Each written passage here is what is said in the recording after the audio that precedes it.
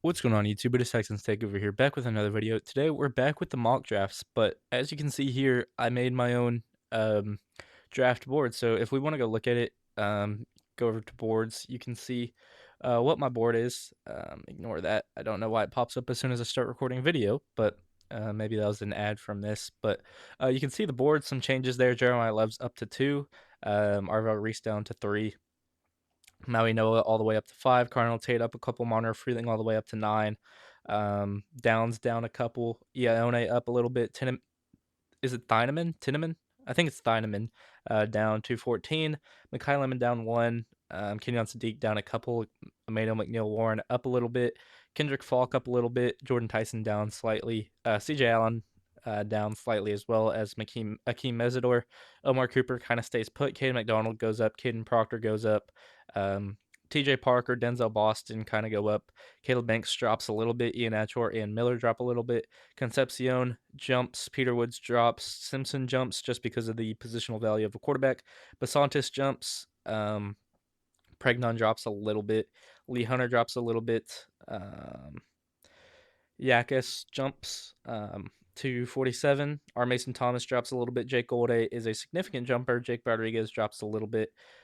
Josiah Trotter, a big jump in there. AJ Halsey drops a little bit. Derek Moore jumps. Jennings Dunker drops slightly. Antonio Williams with the big jump. Big Citrus with the big jump. Anthony Hill with the big jump. Jalen Kilgore is probably the biggest riser. Y'all know how much I love Jalen Kilgore as a player. Jake Slaughter, another big riser. Grayson Holton, a big riser. Connor Liu, a big riser. Keelan Rutledge, I think they had him at 74, so he's rising up boards, but I had him at 76 because I just value Liu and Slaughter a little bit more than Rutledge. Matt Clare down just slightly. Mike Washington Jr. down just slightly. Just positional value here. Romello Height up a good amount. Oh no, he went down. He should be up. But again, this is a very deep class. You're gonna have these guys all in competition with one another. Romello Height and Joshua Josephs could easily switch. Bryce Lance was a big dropper. I don't know why he's all the way up at 62. Darrell Jackson Jr. down a couple. Zachariah Branch down a lot. Sam Hecht, slight rise. Then you have Deion Burks. Kieran Crawford jumped a little bit. Sam Roosh jumped or dropped one, excuse me. Logan Jones was a jumper. I really like him. Kyle Lewis dropped a lot. I just, he's interesting because you look at the height and weight. That's not a linebacker size. So where is he really going to play? That's another reason why Harold Perkins was as far down as he was there. Jonah Coleman jumps a little bit. Ted Hurst jumps Malachi Fields, Zakee Whitley into the top 100, right there at 100. And then you have Billy Strouth jumping a little bit, Bud Clark jumping a little bit, Chris McClellan jumping, Bo Stevens, I believe, jumped. Yep. Emmett Johnson jumps for me as well. Bryce Boetcher jumps. Landon Robinson drops. Max Llewellyn jumps. Mason Rieger jumps a little bit. I think he's around this range. Yeah, he's at 140. Adame Tucker jumps. And then if we go up here, I think this will be the roundabout because, we're not really drafting people in this range. Pat Coogan, big jumper from 188. Kevin Coleman jumps 2. Nate Borkirkshire is around the same range. Oscar Delp, big jumper. Claiborne, big jumper. Jaden Knott drops a little bit. Jeremiah Wright is up. Demonte Capart's up a little bit.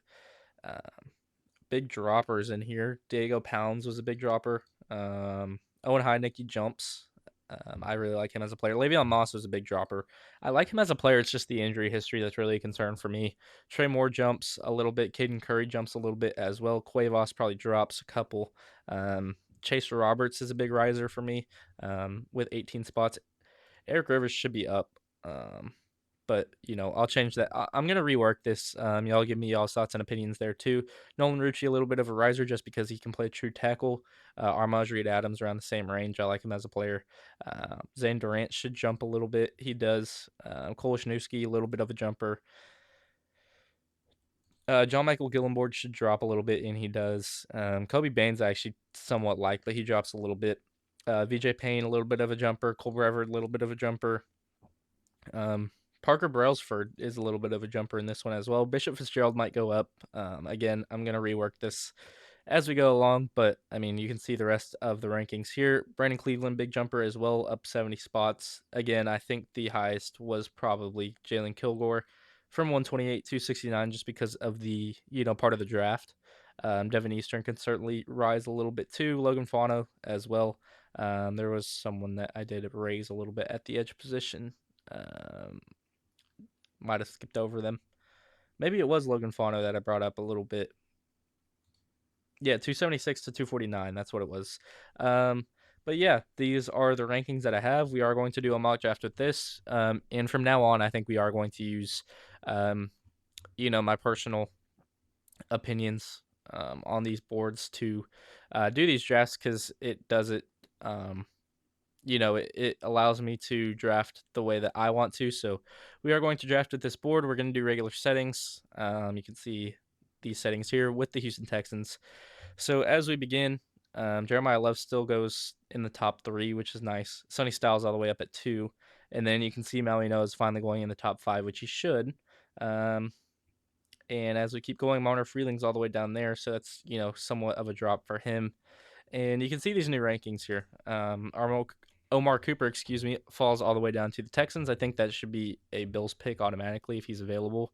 But a team like the Cardinals can move up and take a Ty Simpson now, and it makes a lot of sense. So, I am going to do that trade again. They're not interested, so that's a little annoying. But I think if you give 43, you can pick up 87 and 90, or maybe 111. If you do this, it should go through. So we are going to do that. Pick up the picks in the bulk of the draft. Can you? No, you can't. Okay, we'll do this. 43, 87, and 90 for 28 and 165. Still have a pick at 37. Hopefully, people are still here, and they are. Basantis is available. Pregnon's available too. You could realistically, if a team wants to take a quarterback, maybe the Browns want to beat out the competition, you could trade with the Browns, but we've already done a trade in this draft, selected some significant capital. So for me, you can see Basantis is now above Pregnon. That's because I really like Basantis as a player. I think um, he's the second best guard in this class. I think he's probably the best pass protecting guard in this class other than Vega. But that's going to be my pick here at number 38 is Basantis. And Kristen Miller and Lee Hunter both go there. Pregnon's still available. Lomu's still available. Golde's right there as well.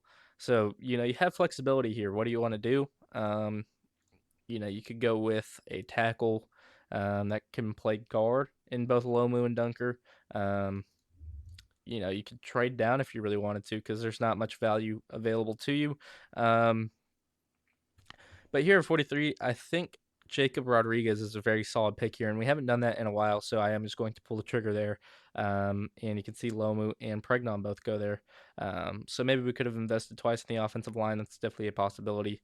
Here at 59, though, you can see Dominic Orange is up there now with that significant jump. And I think you got to pull the trigger on him if you want him at that spot. You might be able to trade down slightly like the Cardinals at 65. But I think if you want to secure a defensive lineman, you've got to take him here. Big Citrus come to Houston. I really like him as a player. I think it makes a lot of sense. And Jake Slaughter still available at 69. My personal favorite center in this class. So I think that has to be the pick. But you can see the way this draft is shaping up, what needs are filling up. You have a need at left guard, you're getting Basantis. You have a need at Will or Sam, depending on you wanting to extend toe to toe or not. You're getting Jacob Rodriguez, and then you have a big need at D tackle right now. And Dominic Orange certainly fits that. And then here at 69, you're filling another need and getting one of the best players available in Jake Slaughter. So I think it makes a lot of sense, and we're just going to pull the trigger there. And as we continue along, you can see what the picks are shaping out to be. I really like Logan Jones. He was a big jumper for me. I just think he plays the way that center should be played, and I'm always going to be a fan of that, playing the way your position should be played. Here at 87, though, Mike Washington Jr. is still available. I think it's too hard to say no to be honest. Sam Roosh as well, a little difficult to say no to, because all the big edges kind of went already. Ramella Hike goes there, um, and then Joshua Joseph goes there. Kieran Crawford goes there. That's someone the Texans should be looking at. Not Devin Moore. Texans should not be looking at a corner that early. Someone like a Max Llewellyn down the board. I like someone like a Mason Rieger. Um, Even Caden Curry, Nadame Tucker. I like both of them. So, you have a lot of flexibility with what you want to do with this pick. Here at 87, I think Mike Washington Jr. securing your home run threat makes a lot of sense. So you are just going to pull the trigger there. And then Sam Roosh is available to you at 90. So I think you go two needs, but two of the best players available with those two picks. And we kind of have a color scheme going on here with the red besides Florida, which is funny. But here at 106, I think you're in a position where you can trade down and kind of collect your capital. Um, you're moving down 4 spots. Maybe you can pick up 198 and 226. Can you pick up 221? You can. Um, and then you give 243. I think that makes sense just to even it out. So we'll do that. Pick up 3 more picks in this class. Get 110, 198, and 221. So we're sitting with 110, 128, 198, and 221. And here at 110, I think it makes a lot of sense to go Chris McClellan here. Bud Clark as well, another riser for me. I really like the way he plays. So certainly something you could look at there. But Chris McClellan, I really like. And then I think your next pick should be an edge rusher. Potentially a Llewellyn, potentially a Rieger, potentially a Tucker. If you want a true just pass rush guy, that's going to be Ndame Tucker for you. If you want a guy that can play 3 downs, likely a Mason Rieger for you. Look at that size. Same with Max Llewellyn. Good size there too. But yeah, for this pick right here, I think it has to be Chris McClellan. I think you take 2 defensive linemen in this class, and I think you take 2 offensive linemen in this class. And Llewellyn's still available to you at 128. So I think this is going great so far.